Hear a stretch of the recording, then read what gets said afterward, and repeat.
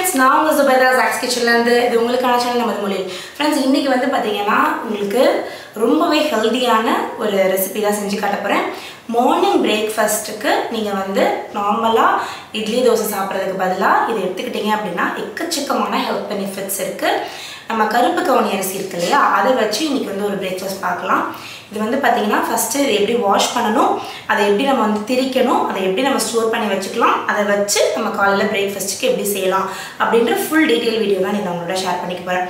கருப்பு கவுனி அரிசியை பற்றி நீங்கள் நிறைய பேருக்கு தெரியுது. கருப்பு கவுனி அரிசியை பற்றி ஒரு சின்ன டீட்டெயிலிங் கொடுக்கணும் அப்படின்னா, நம்மளுக்கு உடம்புல கேன்சர் வரக்கூடிய செல்ஸை கண்ட்ரோல் பண்ணக்கூடிய தன்மை அதில் இருக்குது. ஸோ ரெகுலராக நம்ம அதை எடுத்துகிட்டு வரும்போது நம்மளுக்கு கேன்சர் வராது அப்படின்னு சொல்கிறாங்க. அடுத்து வந்து பார்த்தீங்கன்னா ரிச் இன் ஃபைபர், ரொம்ப நேரமாக நம்ம வந்து நல்ல ஒரு பசித்தன்மையை வந்து கண்ட்ரோல் பண்ணி வச்சுருக்கோம்.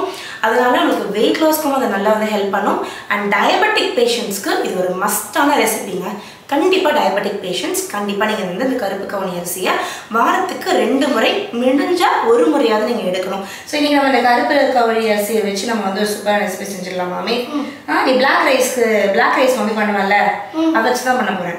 ஸோ அம்மிக்கு வந்து பிளாக் ரைஸ் ரொம்ப பிடிக்கும்ல, எனக்கு எப்பவுமே பண்ணி தரட்டுமா?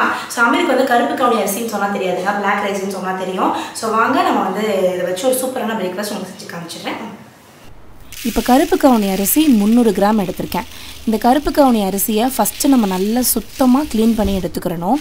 இதில் வந்து இந்த தூசியோடையே நம்ம போட்டு நம்ம மாவை திரிச்சோம் அப்படின்னா நம்மளுக்கு மாவு ரொம்ப நாளைக்கு வந்து வச்சுக்க முடியாது. ஒரு மாதிரி வண்டு வச்சிடும், அப்படி இல்லாட்டினா ஒரு மாதிரி கெட்டி விழுக ஆரம்பிச்சிடும். ஸோ ஃபஸ்ட்டு அரிசியை இந்த மாதிரி நம்ம வந்து க்ளீன் பண்ணி எடுத்துக்கலாம். எவ்வளவு தூசி இருக்குது பார்த்தீங்களா? இது எல்லாத்தையுமே நல்லா இந்த மாதிரி க்ளீன் பண்ணி எடுத்தாச்சு. இப்போ இதை நம்ம இதில் மாற்றிட்டு வாஷ் பண்ணி க்ளீன் பண்ணிக்கலாம்.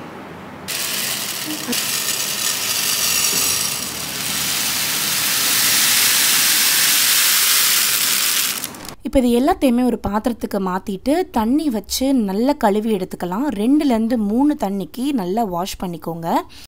இந்த அரிசியை கழுவும் போது நல்லா கையில் அரிசியை நல்லா அழுத்தி விட்டு நம்ம கழுவணும். அப்போ தான் அந்த மேலே இருக்கக்கூடிய அந்த டஸ்ட் எல்லாமே நம்மளுக்கு வரும். ஸோ நல்லா இந்த மாதிரி அழுத்தி 2 தண்ணி கழுவி எடுத்துக்கலாம்.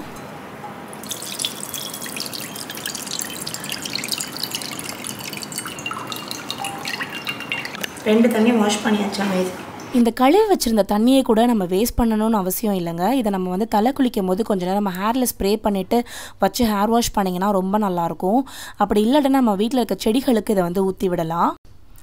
இப்போ நம்ம அரிசியை வந்து வறுக்க போகிறோம். அதுக்கு நான் இங்கே ஒரு கனமாக இருக்கக்கூடிய ஒரு சட்டி எடுத்து வச்சுருக்கேன். நீங்கள் வந்து எந்த பாத்திரம்னாலும் எடுத்துக்கரலாம். நான் வந்து இன்றைக்கி மண் சட்டியில் தான் வறுக்க போகிறேன். ஏன்னா மண் சட்டியில் நம்ம சமைக்கும் போது வந்து பார்த்திங்கன்னா நம்மளுடைய ஃபுட்டில் இருக்க நியூட்ரிஷன் வேல்யூஸ் வந்து நம்மளுக்கு பேர்ன் ஆகாதுங்க. நம்ம ஃபுட்டில் இருக்க நியூட்ரிஷன் வேல்யூஸ் அப்படியே வந்து ஃபுட்டில் இன்டாக்டாக இருக்கும். ஸோ முடிஞ்ச அளவுக்கு மண் சட்டி, கல் சட்டி, அதுக்கப்புறம் வந்து ப்ராஸ் அண்ட் ப்ரான்ஸ் இந்த மாதிரியான குக்வேரை யூஸ் பண்ணுறதுக்கு ட்ரை பண்ணுங்கள். ஸோ இதை நல்லா வறுத்துக்கலாம். இப்போ அரிசி வந்து நல்லா ஈரமாக இருக்குது. இதை நம்ம வந்து வறுக்க பார்த்தீங்க அப்படின்னா அந்த தண்ணி எல்லாமே ட்ரை ஆகிட்டு நல்லா உதிரியாக வர ஆரம்பிச்சிடும். இப்போ கிட்டத்தட்ட ஒரு 10 நிமிஷம் நான் அதை வறுத்துட்டேன். இப்போ நீங்கள் பார்த்தீங்கன்னா தெரியும், ஒரு அரிசியும் தனித்தனியாக வந்து நல்லா வறுத்து ரெடியாக இருக்குது. லைட்டாக உங்களுக்கு வந்து அந்த அரிசி வெடிக்கிற சவுண்டு கூட கேட்கும், பட்டுன்னு வெடிக்கிற சவுண்டு கூட கேட்கும். அந்த கன்சிஸ்டன்சி வரும்போது நம்மளுக்கு அரிசி நல்லா வறுபட்டுருச்சுன்னு அர்த்தம். அம்மா, எப்பமா நீங்கள் அரைப்பீங்க? ஃபஸ்ட்டு வறுக்கணும் பாரு. ஃபஸ்ட்டு தண்ணியாக இருந்ததில்ல, இப்போ வந்து அதை வந்து நல்லா இப்போ வறுத்து இப்போ ஒன்று உதிரியாக ஆயிடுச்சு. இன்னும் பாரு கரண்டியில் கொஞ்சம் ஒட்டுது. இந்த கரண்டியில் வந்து ஒட்டக்கூடாது. நீங்கள் இது பண்ணதுக்கப்புறம் நீங்கள் பிளேட்லேயே போடுவீங்களா இல்லை டேரெக்டாக? இல்லை, ஆற வச்சு தான் போடணும். பிளேட்டில் மாற்றி கொஞ்சம் ஆற வச்சு தான் போடணும். ஹை ஃப்ளேமில் வச்சு கரிச்சிட வேணாம், லோ டு மீடியம் ஃப்ளேமில் வச்சு இதை வறுத்து எடுத்துக்கலாம். இப்போ நல்லா அரிசி வறுபட்டுருச்சு. இப்போ இதை நான் வந்து ஒரு அகலமான பிளேட்டுக்கு இதை நான் வந்து மாற்றிக்கிறேன். நான் வந்து ஒரு தாம்பலத்தில் மாற்றி வச்சுருக்கேன். இது கொஞ்சம் ஆறட்டும், அதுக்கப்புறம் நம்ம இதை வந்து பவுடராக திரிச்சிக்கலாம். இப்போ நல்லா ஆறிடுச்சு. நல்லா கை தொட்டு நான் பாருங்கள் எடுத்து போடுறேன். கொஞ்சம் கூட தண்ணி கிடையாதுங்க, நல்லா கையில் ஒட்டலை. ஸோ இந்த மாதிரி நம்ம வறுத்து எடுத்துக்கிட்டோம் அப்படின்னா நம்மளுக்கு மாவு ரொம்ப நாளைக்கு கெடாது. இப்போ என்னுடைய இது வந்து ட்ரை ஸ்பைஸ் கிரைண்டர், நான் ஏற்கனவே இதோட ரிவ்யூ, டீட்டெயில்டு வீடியோ எல்லாமே நான் போட்டிருக்கேன். டிஸ்கிரிப்ஷனில் அதோட லிங்க் இருக்கும். அதில் வந்து நான் இப்போ போட்டு திரிச்சு எடுத்துக்க போகிறேன். இது வந்து 1/2 கேஜி கெப்பாசிட்டி ஒன் டைமில் நம்மளால் பண்ண முடியும். ஸோ இப்போ இதில் வந்து நம்ம போட்டு லாக் பண்ணி திரிச்சுக்கலாம்.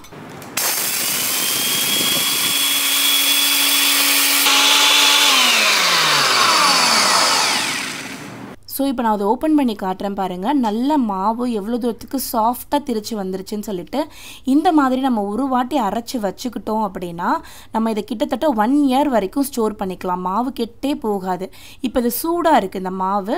இதை வந்து கொஞ்சம் ஆற வைக்கணும். இது ஆறுனதுக்கு அப்புறம் தான் நம்ம இதை பாட்டிலில் வந்து மாற்றணும்.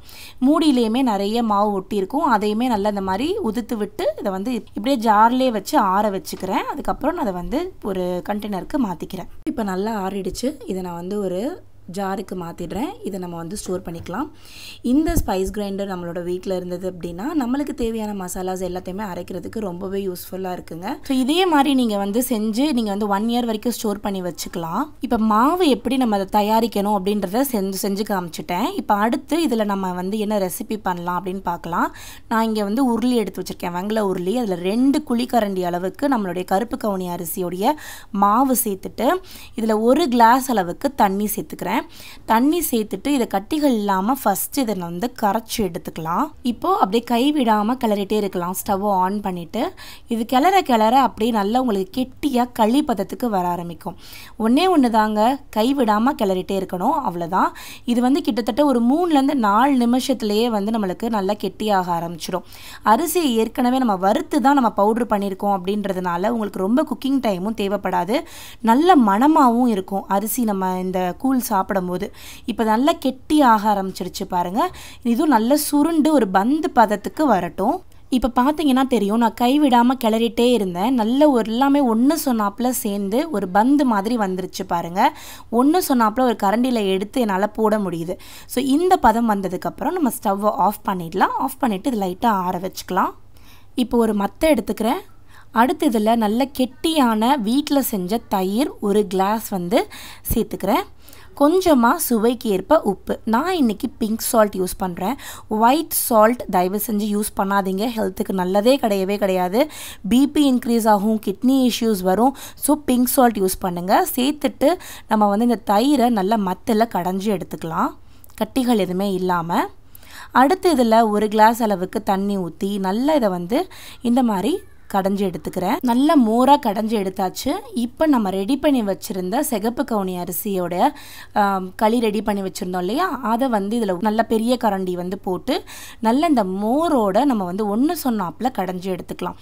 இந்த மாதிரி மத்து வச்சு நீங்கள் மிக்ஸ் பண்ணாலும் சரி, இல்லை உங்கள்கிட்ட விஸ்க் இருந்து நீங்கள் மிக்ஸ் பண்ணாலும் சரி, நல்ல கட்டிகள் இல்லாமல் கடைஞ்சி எடுத்துக்கோங்க. அதுதான் ரொம்ப முக்கியம். அவ்வளோதான் ஃப்ரெண்ட்ஸ், ரொம்ப ஈஸியாக வீட்டிலையே கருப்பு கவுனி அரிசியில் நம்ம வந்து கஞ்சி எப்படி செய்கிறதுன்னு பார்த்தோம். இதை நீங்கள் வந்து அப்படியே வந்து ஒரு கிளாஸில் வந்து போட்டு கொஞ்சமாக சின்ன வெங்காயம் சேர்த்துக்கோங்க. வெயில் காலம் நல்ல குளிர்ச்சி தரும் உடம்புக்கு. மேலே கொஞ்சமாக கொத்தமல்லி தழை தூவி இதை நீங்கள் டெய்லியும் காலையில் பிரேக்ஃபாஸ்ட்க்கு எடுத்தீங்க அப்படின்னா நம்மளுக்கு வந்து கேன்சர் வரவே வராதுங்க.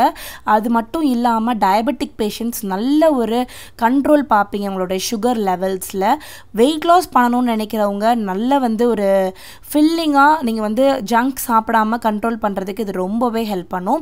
ஸோ கண்டிப்பாக இந்த ரெசிபி உங்களுக்கு வந்து ரொம்ப யூஸ்ஃபுல்லாக இருக்கும்னு நினைக்கிறேன். இது ரொம்ப டீட்டெயில்டாக தான் எக்ஸ்பிளைன் பண்ணியிருக்கேன். ஸோ மாவு திரிக்கிறதுலேருந்து அதை எப்படி கஞ்சியாக மாற்றுற வரைக்கும் எக்ஸ்பிளைன் பண்ணியிருக்கேன். இதே மாதிரி டீட்டெயில்டு ரெசிபிஸ் உங்களுக்கு பிடிச்சிருக்குன்னா அந்த வீடியோக்கு மறக்காமல் லைக் பண்ணுங்கள். கருப்பு கவுனி அரிசியில் கஞ்சி பண்ணியாச்சு. ரொம்பவே குளிர்ச்சிங்க. இப்போ நல்ல வெயில் காலத்துக்கு இதை நீங்கள் டெய்லியும் காலையில் எடுத்துக்கலாம். டெய்லி எடுத்தால் ரொம்ப ரொம்ப நல்லது. கேன்சர்லேருந்து நீங்கள் வந்து விடுபடணும், உங்கள் ஃபேமிலி ஹிஸ்ட்ரியில் கேன்சர் உள்ளது இருக்குது அப்படின்னா கண்டிப்பாக அதை ரெகுலராக எடுத்துக்கோங்க. Diabetic patients must morning at least weekly 3 days கண்டிப்பாக ட்ரை பண்ணி பாருங்கள். அண்ட் வெயிட் லாஸ் பண்ணுன்றவங்களுக்கு கேட்கவே வேண்டாம். ஸோ இந்த ரெசிபியை நீங்கள் ட்ரை பண்ணி பாருங்கள். அண்ட் டேஸ்ட் அமேசிங்காக இருக்கும். அவ்வளோ சூப்பராக இருக்குது. கண்டிப்பாக அதை நீங்கள் ட்ரை பண்ணி பாருங்கள். ட்ரை பண்ணி பார்த்துட்டு இதே மாதிரி ஹெல்த்தியான ரெசிபிஸ் நிறைய நான் உங்களோட ஷேர் பண்ணிக்கணும்னு இருக்கேன். அண்ட் நீங்கள் வந்து உங்களுக்கு அடுத்து வேறு எந்த டிசீஸ்க்காக, அதாவது ஒரு தைராய்டாக இருக்கட்டும், பிசிஓடியாக இருக்கலாம், இதுக்கு என்ன மாதிரியான ஃபுட்ஸ் எடுக்கலாம் அப்படின்றத நீங்கள் தெரிஞ்சுக்கணும் அப்படின்னா எனக்கு கமெண்ட்டில் சொல்லுங்கள். அந்த ஃபுட்டு நான் ப்ரியோரிட்டைஸ் பண்ணி அடுத்து நான் வந்து அப்லோட் பண்ணுறேன். And stay healthy. சாப்பாடு மட்டும் இல்லைங்க, நம்ம சமைக்கக்கூடிய பாத்திரமும் ரொம்ப ஹெல்த்தியாக இருக்கணும்.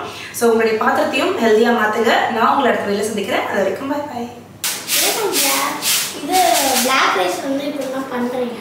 இங்கே பாருங்க தெரியுதா இவ்வளோ டஸ்ட் வந்துருக்குன்னு சொல்லிட்டு. ஸோ நம்ம வாஷ் பண்ணும்போது நம்மளுக்கு ஈஸியாக இருக்கும் க்ளீனிங். ஓகேவா?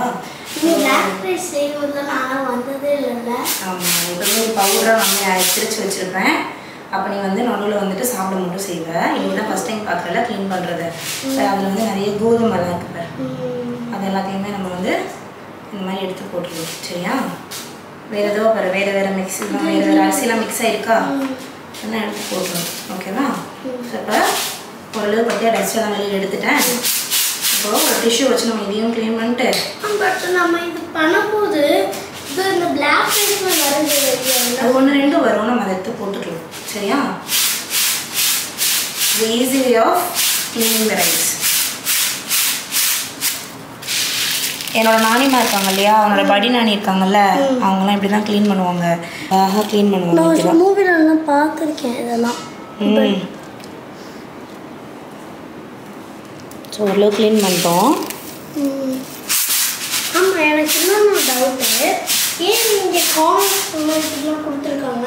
ஓட்ட மாதிரி இருக்குது இந்த கார்னர்ஸில். அது காற்று வருதுக்காக கொடுத்துருக்காங்க. நம்ம அப்படி கையை வச்சுட்டு இது பண்ணால் கரெக்டாக இருக்கும். இதில் இன்னொன்று வருது ஹமீத், வாய் இப்படி கும்பலாக இருக்கும். அதுதான் நம்ம வீட்டில் தான் இருக்கும். அதை அடுத்த வாட்டி நம்ம வாங்கிக்கலாம். சரியா? ஓரளவுக்கு நல்லா க்ளீன் ஆயிடுச்சு. இப்போ நம்ம அதை வந்து வாஷ் பண்ணிடலாம். சரி, நான் போய் தண்ணி பிடிச்சிட்டு வந்துடுறேன் வாஷ் பண்ணுறதுக்குன்னு. மம்மி போயிட்டாங்க. நான் ஒரு தடவை பண்ணிக்காக ஹமீத் கொட்டிடாத. ஓகேம்மா. இப்படி அம்மா வந்து கேட்குது.